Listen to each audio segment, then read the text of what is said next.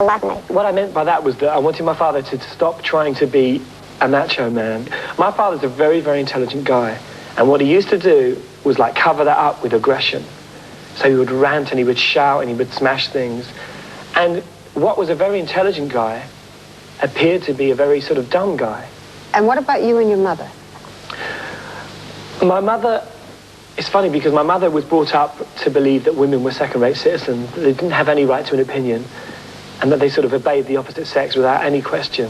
How did you think it should be? I thought it should be equal, you know. I mean, my mother worked as hard as my father. She might not have been laying bricks and mortar, but she was working as hard. And I hated the attitude, you know, it just annoyed me so much. And what were you? Were you a sensitive little kid? Were you an outcast kind of in your own Not head? really. I mean, when you have like 6 kids, obviously nobody's going to get any more attention. So, you know, like you learn very quickly as a child that, you know, if you want attention, you have to find it outside.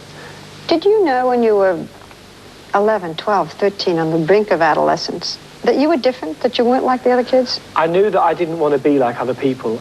You wanted to be special? What I'm saying is that I realized that I just didn't want to do what they wanted me to do. You know, I didn't want to obey. I mean, I was a useless pupil because really I wasn't going to learn. Once I'd learned maths, reading and writing, I started educating myself. You know, I wasn't interested in being a pupil, so I was very destructive. And they kicked you out of school? Eventually, yeah. And I mean, that's something I really worked on for years. Being kicked out? Oh, absolutely. Did you? I mean, if everybody was saying you're a rotten kid and you're a flop and you're no good and you're not going to make it, where did you get the confidence to feel good about yourself? I just thought to myself, if this is what they call being good, I don't want to be it. If being a man is like being aggressive and punching people and being a loud-mouthed, I don't want to be one. Okay, but then here's your mother who is subservient. Did you want to be a woman? No, not at all. What did you want to be? You see, I don't believe in the stereotypes. I don't believe there is any such thing as a real man. You know, to me, a man is somebody with male organs.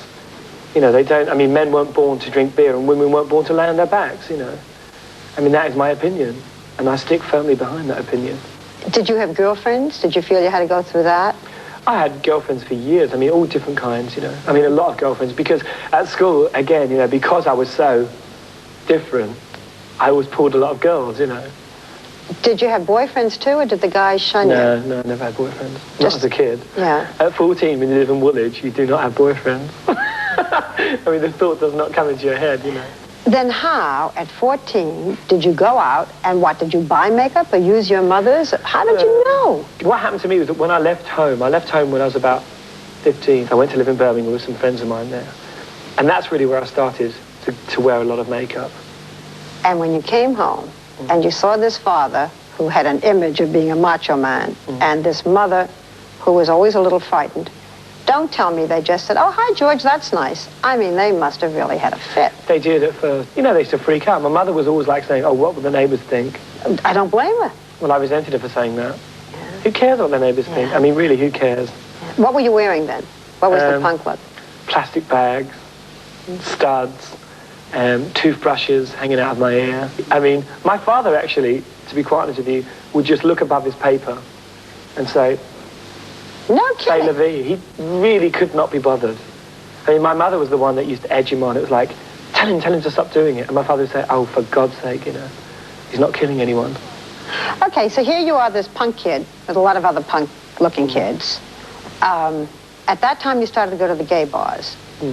Was that because it was just freer and easier, or was that... It's because there wasn't anywhere you could go without getting punched in the face. You know, I mean, there was a club called Louise's, which was in the West End, which was the place to go. I remember the first time I went there, somebody blew a kiss at me. And I remember I went with a few friends from where I lived. I was saying, that guy blew a kiss at me. I was so freaked out and absolutely so shocked. And then, like, after a while, you just think, you know, it was like, you realised it didn't matter, you know. It's only that you were brought up to believe that, you know, anybody who was sort of homosexual was like, you know, a disgusting pervert. You have been asked in every interview about your sexual preference. Are you bisexual? Yeah, of course I am.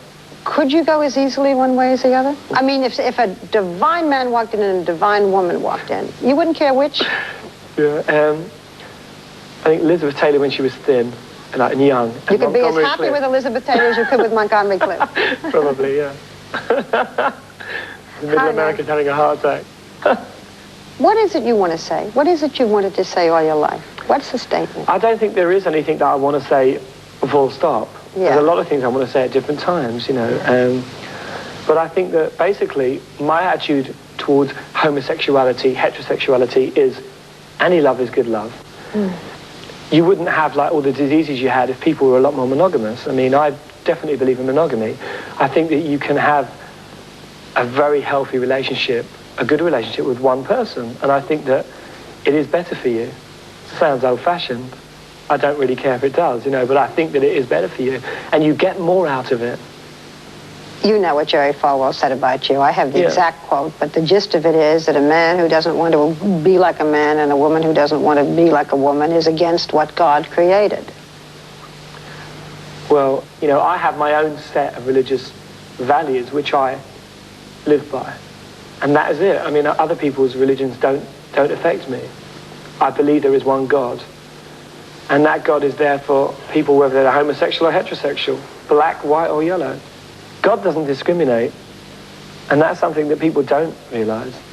God does not discriminate. What do you like most about yourself?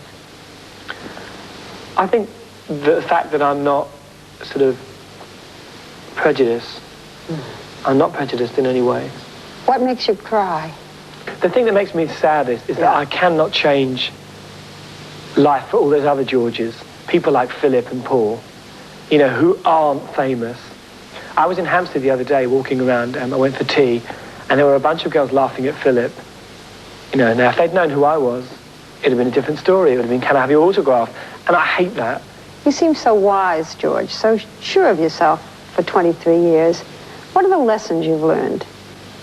That you can have anything. You know, like when I was a kid, I used to dream, oh, what's it going to be like to be famous?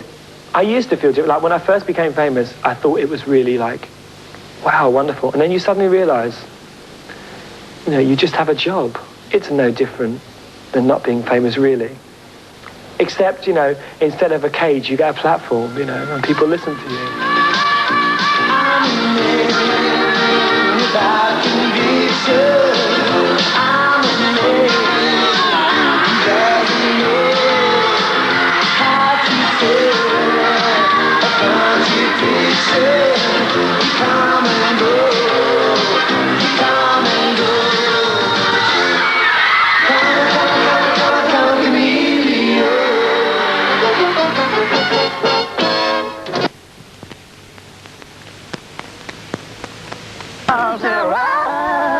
Whatever will be, will be.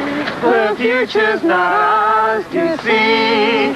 Hey, Sarah, Sarah. This is the first. Basking. It's like basking. How will I be? Where will I be handsome? Where will I be rich? We join you for the chorus. Here we go. To me. Hey, Sarah, Sarah. Whatever will be, will be. The future's not ours to see. Hey, Sarah, Sarah.